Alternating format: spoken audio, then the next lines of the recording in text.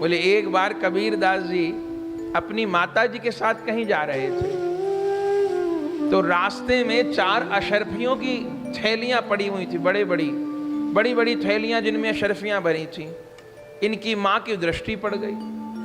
कबीर जी से कहने लगी कि बेटा ये तो रास्ते में पड़ा हुआ है, इसको उठा ले। कबीर जी ने कहा मां ये पराया धन है, ये पाप का धन है, और पाप का धन भले कितनी सहजता से मिल रहा हो, वो कभी सुख और सद्बुद्धि नहीं दे सकता। पाप की कमाई न कभी सुख दे सकती है न सद्बुद्धि दे सकती है। सुविधा का सामान दे सकती है, सुख नहीं दे सकती। तो हमें ये धन नहीं चाहिए। इनकी माता झगड़ने लगी कि कोई है नहीं, थैले ऐसे ही पड़े हैं सर्पियों के, पागल हो गया है तू, तो उठाता क्यों नहीं है। माँ बात नहीं मान रही थी। कबीर दास जी कह रहे थे माँ इसमें सांप हैं या सर्पियां जो देख रही हो, ये सांप डस लेगा। उनकी माँ नहीं मान रही थी। कबीर जी ने कहा अच्छा माँ यहां छिप के बैठ जाते हैं, मैं तुमको बताता हूं इसमें कितना अनर्थ भरा हुआ है। तभी पीछे से कुछ सिपाही आए, वे उसी रास्ते पे जाने लगे। 4 सिपाही थे। कबीर जी ने उन लोगों से कहा भाई इस रास्ते पे आगे मत जाओ। बोले क्या? बोले आगे नाग हैं, वो तुमको डस लेंगे। उन सिपाहियों ने कबीर जी को कहा देखा जाएगा, कोई नाग फाग नहीं है, हम जाएंगे। बहुत मना किया, नहीं माने। ये लोग आगे गए, आगे इनको थैले मिल गए सर्पियों के। सोचने लगे कबीर देखो हमको कह रहा था नाग हैं, सोचा था हम रुक जाएं फिर खुद उठा करके ले जाएगा इनको। अब तो बड़े प्रसन्न हुए इन चारों ने, वो चारों थैलों को उठा लिया और लेकर के चले। अब तो बड़े प्रसन्न हुए। चलते चलते चलते चलते एक धर्मशाला में पहुंचे।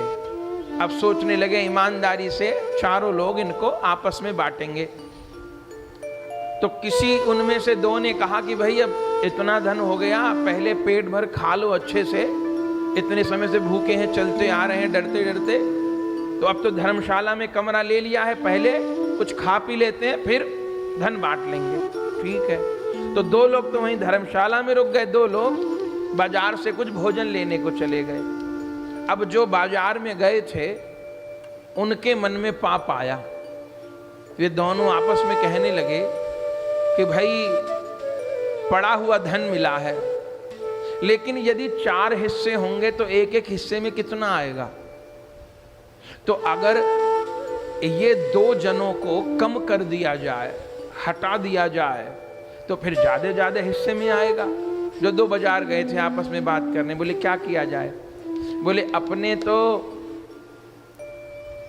खा पी के मत चलो, सामान को ले चलो भोजन को, और उसमें भोजन की सामग्री में विष मिला दो, और विष मिला करके अपने प्रसाद पालो, और फिर सामग्री में विष मिला लो और उनको जा करके दे देंगे, और जब वो भोजन करेंगे तो महाराज समाप्त हो जाएंगे वो खा करके इसको।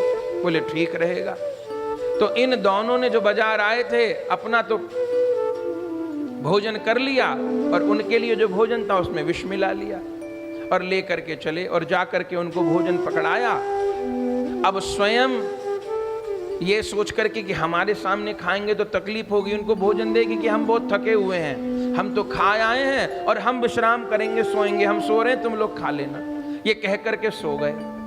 अब जिनके लिए भोजन लाए थे पाप उनके मन में भी आ गया। उन्होंने कहा भाई धन कितना है, 4 लोगों में बटेगा तो कितना रह जाएगा, तो क्यों ना इन दोनों को मार दिया जाए। और सोचा अब तो ये सो रहे हैं, सोते को मारना तो और आसान है। तो ये लोग उठे, जब वो दोनों लोग सो गए, और सोते सोते उन दोनों के गले काट दिए, और तब बड़े खुश हुए कि ये लोग मर गए, अब अच्छे से धन को बांटेंगे दोनों जने। फिर एक ने कहा कि भाई पहले भोजन तो कर लो, भोजन कर लो फिर धन को बांटेंगे। अब जब भोजन करने बैठे उसमें तो विष मिला हुआ था, तो इन्होंने भी वो जहर वाला भोजन किया, ये भी समाप्त हो गया। अब तो श्री कबीर दास जी अपनी माता को पीछे पीछे सब जगह ले जा रहे हैं। इनकी माँ ने कहा बेटा तू तो ठीक ही कह रहा था कि ये पाप की कमाई है, पराया धन है, इसमें पाप विराजमान है, देखो 4 लोग मर गए। अच्छा हुआ है हमने नहीं ग्रहण किया, नहीं हमारी भी यही दशा हो जाती। कबीर जी ने कहा मां भी और रुको, अभी और तमाशा होगा। बोले जिस सेठ की वो धर्मशाला थी, उसकी धर्मशाला में 4 मौत हो गई। सवेरे ही राजा के सिपाही आ गए। कि महाराज इतनी इतनी मौत हो गई है, उसको पकड़ा गया। अब वो जिन सेठ की धर्मशाला थी उनको पकड़ के कारागार में डाल दिया गया। इतने पे भी बात पूरी नहीं हुई, जहां वो धन मिला था वो क्षेत्र किसी और राजा के राज्य में आता था, और जहां धर्मशाला में गए थे वो क्षेत्र किसी और राजा के राज्य में आता था।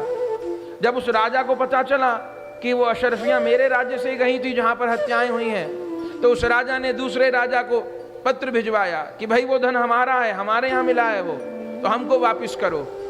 और जिस राजा के क्षेत्र में धर्मशाला तो उसने कहा नहीं हमारा है, हमारे क्षेत्र में मिला है। नहीं माने तो दोनों राजाओं में युद्ध हुआ, और अंततः उनकी सेनाएं भी लड़ करके मर गईं और दोनों राजा भी लड़ करके समाप्त हो गए। कबीर दास जी ने कहा देखो मैया, इसमें कितने अनर्थ भरे हुए हैं, कितने अनर्थ भरे हुए हैं।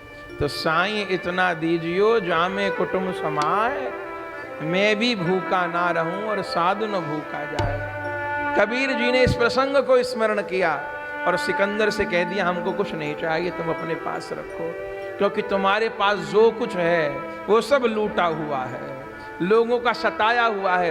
तुम्हारा धन इस काबिल भी नहीं है कि कहीं सेवा में प्रयोग हो सके, रखो अपने पास।